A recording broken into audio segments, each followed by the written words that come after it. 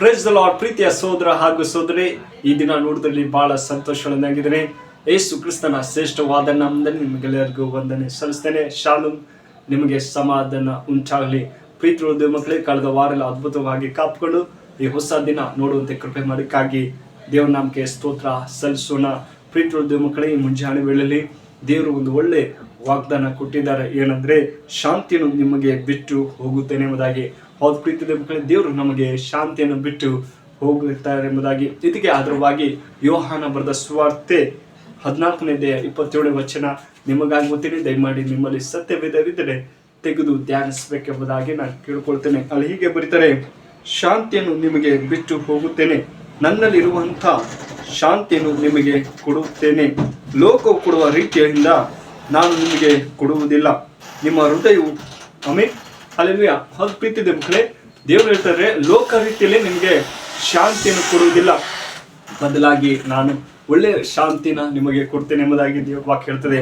ಹೌದು ಪ್ರೀತಿ ಮಕ್ಕಳೇ, ಶಿಷ್ಯರನ್ನು ನೋಡುವುದಾದ್ರೆ ಅವ್ರು ಗಲಿಬಿಲಿಯಲ್ಲಿದ್ದರು. ಅಯ್ಯೋ, ದೇವ್ರು ಈ ತರ ಹೇಳ್ತಾರೆ, ಕಳವಳಗೊಳ್ಳುತ್ತಿದ್ದರು. ಇಲ್ಲಿ ಇನ್ನೊಂದು ಕಾರಣವಿದೆ ಎಂಬುದಾಗಿ ನೋಡ್ತೀವಿ. ಯೇಸು ಸಮಾಧಾನ ಕೊಡುವರು. ಹೌದು ಪ್ರೀತಿ ಮಕ್ಕಳೇ, ಶಿಷ್ಯರೊಂದಿಗೆ ಸಮಾಧಾನ ಇದ್ರು. ದೇವ್ರೇ, ನಾವು ಹೋಗ್ತಾ ಇದ್ದೀವಿ, ನಿನಗೆ ಒಳ್ಳೆ ಶಾಂತಿ ಕೊಡ್ತೇನೆ ಎಂಬುದಾಗಿ ಶಿಷ್ಯರಿಗೆಲ್ಲ ಹೇಳ್ತಿದ್ರು. ಅಯ್ಯೋ, ಗಲಿಬಿಲಿಯಿಂದ ಅವರು, ಅಯ್ಯೋ ದೇವ್ರು ಯಾವ ರೀತಿಯಲ್ಲಿ ಶಾಂತಿ ಕೊಡ್ತಾರೆ, ನಾವಿಲ್ಲಿ ಇಷ್ಟೊಂದು ಇದರಲ್ಲಿದ್ದೀವಿ ಎಂಬುದಾಗಿ ಅವ್ರು ಹೇಳಿದ್ರು. ಆದರೆ ದೇವ್ರು ಹೇಳ್ತಾರೆ, ನಾನು ನಿಮಗೆ ಶಾಂತಿ ಬಿಟ್ಟು ಹೋಗ್ತೇನೆ ಎಂಬುದಾಗಿ ದೇವ್ರ ಶಿಷ್ಯರಿಗೆ ಹೇಳ್ತಾ ಇದ್ದಾರೆ. ಹೌದು ಪ್ರೀತಿ ಮಕ್ಕಳೇ, ಯೇಸು ಸ್ವಾಮಿ ಸಮಾಧಾನ ಪ್ರಭು ಆಗಿದ್ದಾರೆ. ಯೆಶಾಯನ ಪ್ರವಾದನ ಗ್ರಂಥ 9ನೇ ಅಧ್ಯಾಯ 6ನೇ ವಾಕ್ಯ ನೋಡೋದಾದ್ರೆ ಅಲ್ಲಿ ಹೇಳ್ತಾರೆ, ಒಂದು ಮಗು ನಮಗಾಗಿ ಹುಟ್ಟಿದರೆ ಅಷ್ಟೇ, ವರದ ಮಗನು ನಮಗೆ ದೊರೆತನು, ಆಡಳಿತು ಅವನ ಬಾಹು ಎಂಬುದಾಗಿ. ಹೌದು ಪ್ರೀತಿ ಮಕ್ಕಳೇ, ಸಮಾಧಾನ ಪ್ರಭು ಆತನ ಹೆಸರು ಎಂಬುದಾಗಿ. ಹೌದು ಪ್ರೀತಿ ಮಕ್ಕಳೇ, ನಮಗೆ ಒಳ್ಳೆ ಸಮಾಧಾನ ಕೊಡುವಂತ ದೇವರು. ಎಷ್ಟೋ ಕುಟುಂಬಗಳಲ್ಲಿ ಸಮಾಧಾನ ಇಲ್ಲ, ಶಾಂತಿ ಇಲ್ಲ.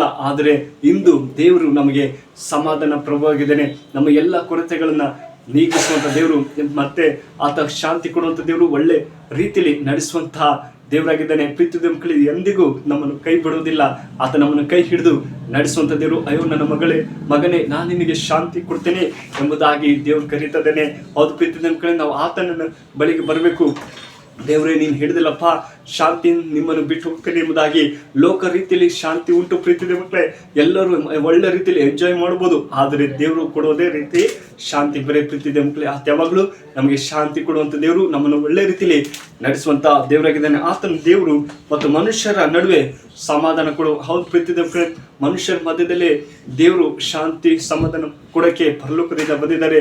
ನನ್ನ ಮಗಳಿಗೆ ಎಷ್ಟೋ ನೋವಿದೆ, ಎಷ್ಟೋ ದುಃಖವಿದೆ, ಆತನಿಗೆ ಸಂತೋಷ ಇಲ್ಲ, ಆತನಿಗೆ ಶಾಂತಿ ಇಲ್ಲ ಎಂಬಂಥ ನೋವಲ್ಲಿರುವಾಗ ದೇವ್ರು ಹೇಳ್ತಾರೆ, ಮನುಷ್ಯರೇ, ಮಕ್ಕಳೇ, ನಾನು ನಿಮಗೆ ಶಾಂತಿಯನ್ನು ಕೊಡ್ತೇನೆ, ನಿಮಗೆ ಸಮಾಧಾನ ಕೊಡ್ತೀನಿ ಎಂಬುದಾಗಿ ದೇವ್ರು ಹೇಳ್ತಾ ಇದ್ದಾರೆ. ಹೌದು ಪ್ರೀತಿ ಮಕ್ಕಳೇ, ಅದೇ ತರ ಫಿಲಿಪ್ಪಿಯದವರಿಗೆ 4ನೇ ಅಧ್ಯಾಯ 17 ಹೇಳ್ತದೆ, ಯಾವ ಸಂಬಂಧವಾಗಿಯೂ ಚಿಂತೆ ಮಾಡದೆ ಕರ್ತನಲ್ಲಿ ನಾವು ಇರಬೇಕು. ಹೌದು ಪ್ರೀತಿ ಮಕ್ಕಳೇ, ದೇವ್ರು ಹೇಳ್ತಾರೆ, ಯಾವ್ದು ವಿಷಯವಾಗಿ ಚಿಂತೆ ಮಾಡಬೇಡ್ರಿ, ನಾನು ನಿಮ್ಮ ಚಿಂತೆ ಎಲ್ಲ ನನ್ನ ಮೇಲೆ ಹಾಕಿರಿ, ನಾನು ನಿಮಗೋಸ್ಕರ ಚಿಂತಿಸ್ತೇನೆ ಎಂಬುದಾಗಿ ದೇವ್ರ ವಾಕ್ಯ ಹೇಳ್ತದೆ. ಪ್ರೀತಿ ಮಕ್ಕಳೇ, ಪೌಲನು ಎಫೆಸದವರು ಬರೆದ ಪತ್ರಿಕೆ, ಎಫೆಸದವರಿಗೆ 4ನೇ ಅಧ್ಯಾಯ 7ನೇ ವಾಕ್ಯ ಹೇಳ್ತದೆ. ಪ್ರೀತಿ ಮಕ್ಕಳೇ, ನಾವು ಯಾವುದಕ್ಕಾಗಿ ಚಿಂತೆ ಮಾಡದೆ ದೇವರಲ್ಲಿ ನಂಬಿಕೆಯಿಂದ ಜೀವಿಸಬೇಕು. ದೇವರೇ, ನನ್ನ ಭಾರವಿಲ್ಲ, ನಿನ್ನ ಮೇಲೆ ಇರ್ತೀನಿ. ದೇವರೇ, ನೀನು ಚಿಂತಿಸುವಂಥ ದೇವರು, ನಮ್ಮನ್ನು ಸಮಾಧಾನ ಕೊಡುವಂಥ ದೇವರಾಗಿದ್ದಪ್ಪ ಅಂತ ಕೇಳುವಾಗ ಸಹಾಯ ಮಾಡುವಂಥ ದೇವರಾಗಿದ್ದಾನೆ.